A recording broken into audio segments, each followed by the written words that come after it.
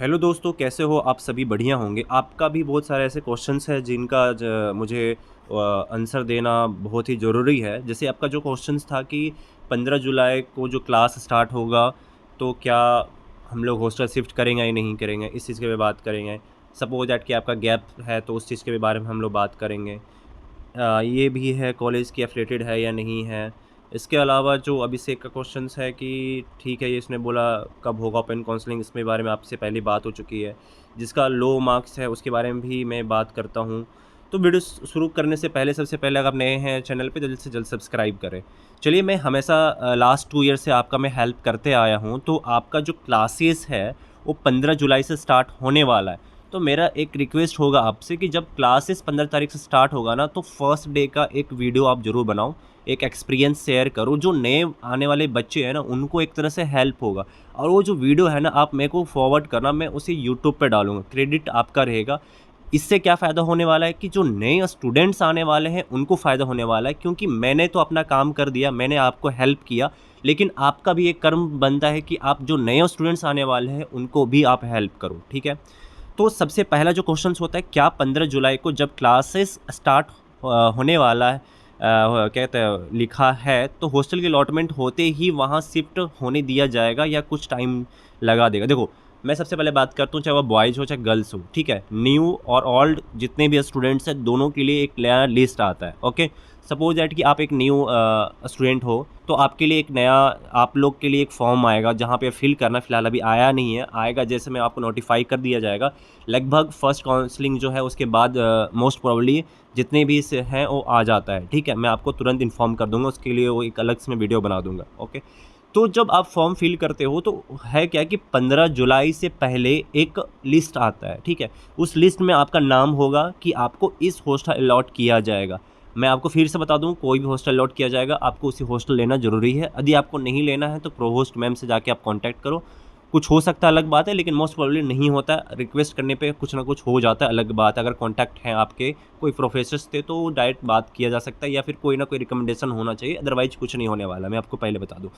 तो अगर आपका वहाँ पे नाम आता है, तो आपको फिर जाना पड़ेगा हॉस्टल। 15 तारीख से एक डेट दी जाएगा कि 15 से 18 या 15 से 20 के बीच में आपको हॉस्टल अलॉट लेना पड़ेगा। अदरवाइज़ उसके अंदर में आप नहीं लेते हो, चाहे वो बॉयज़ हो चाहे गर्ल्स, फिर आपको हॉस्टल बाद में नहीं दिया जाएगा। तो मैं आपको पहले बता दूँ कि जो भी डेट दिया जाएगा, उस डेट में आप जा कर के वहाँ पे आप जा कर के एडमिशन ले लो और हॉस्टल जो है सिक्योर कर लो, क्योंकि आपको फिज़िकली वहाँ पहुँचना बहुत ज़रूरी है, क्योंकि पेमेंट भी करना होता है और आपको वहाँ पे पहुँचना पड़ता है। दूसरी चीज़ की ये क्वेश्चन आ रहा था कि भैया क्या टिकट का क्या सीन है?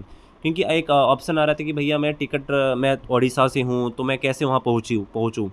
तो मैं उसको बोलना चाहूँगा कि देखो, आप टिकट बना लो, 15 के आस-पास यूनिवर्सिटी पहुँच जाओ, क्योंकि 15 से पहले पहुँचने से फ़ायदा नहीं है। 15 या 16 का कोई डेट आप ले लो, चूज़ कर लो और आप पहुँच जाओ, और उसी के बीच में 2-4 दिन, क्योंकि आपका आगे पीछे हो सकता है, तो कोई दिक्कत नहीं, 15 से 18 के बीच में कोई भी ट्रेन टिकट बना लेके पहुँच जाओ।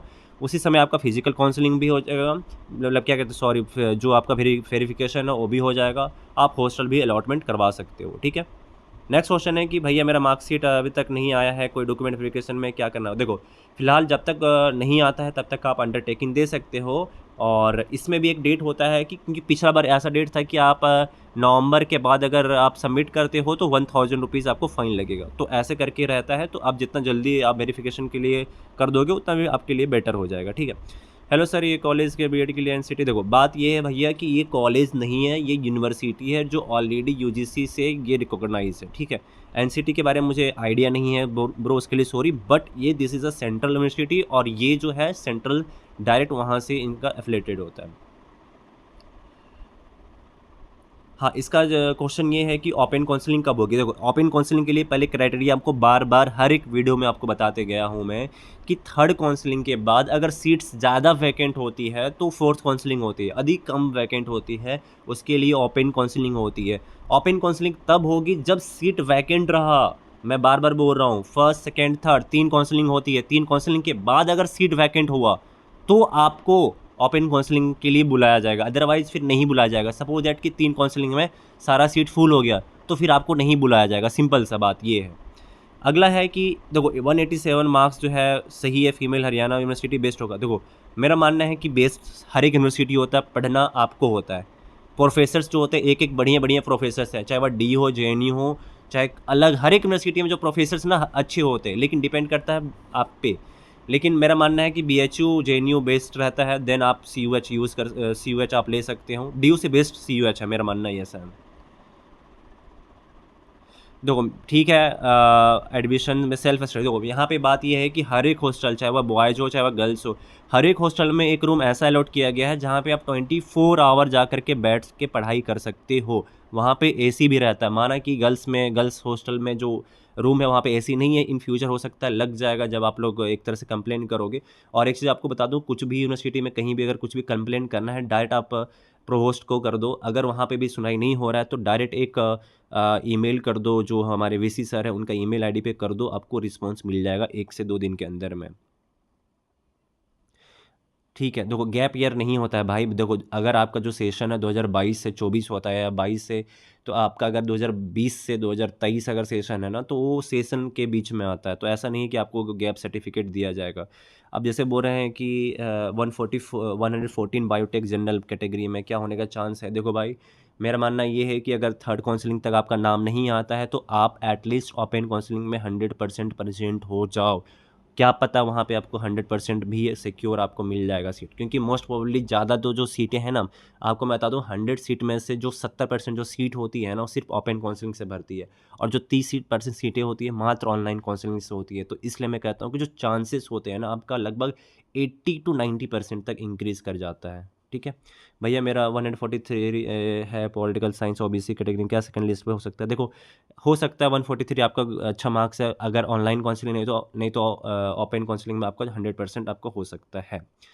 137 है, देखो इसमें भी हो सकता है 137। अगर आपका ज़्यादा रैंक है कॉम्प्रहेंसिव में तो आप ऐसा करो कि आप जाकर के ओपन काउंसलिंग में आप आ जाओ। ठीक है, इसमें 109 भी जो फिजिक्स का थोड़ा सा हाई जाता है, तो अगर ओपन काउंसलिंग तक सीटें रहती है तो आप उसमें आ जाओ।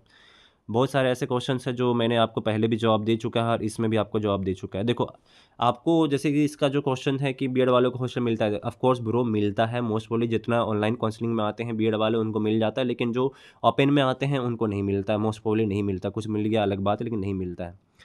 आप किसी को MA आर्कियोलॉजिकल वालों को जानते हो, अगर पर्सनली अगर आपको कनेक्ट करना है तो मेरे को आप इंस्टाग्राम पे आ जाओ या फिर व्हाट्सएप पे आ जाओ, वहाँ आकर के पूछो। क्योंकि हमारे बहुत सारे ऐसे कॉन्टैक्ट होते हैं कि हर एक डिपार्टमेंट से एक मेरे दोस्त होते हैं, सभी लोगों को मैं जानता हूँ। तो मैं आपको पर्सनली वहाँ पे आपको उनका कॉन्टैक्ट या फिर जो इंस्टा ID मैं वहाँ पे शेयर कर सकता हूँ।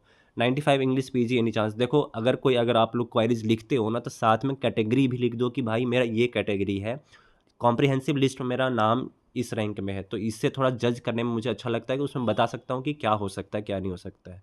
तो आप भी ऐसा करो, जितना जिसका भी ऑनलाइन काउंसलिंग में नाम नहीं आ रहा है तो प्लीज़ आप ओपन काउंसलिंग में 100% आप आना। इसके अलावा अगर कोई भी क्वारीज है तो आप कमेंट सेक्शन में पूछ सकते हो। इंस्टा ID दिया हुआ है, जाके फॉलो कर सकते हो। पर्सनली क्वेश्चंस वहाँ भी जा करके पूछ सकते हो। तब तक के लिए अपना ख्याल रखना।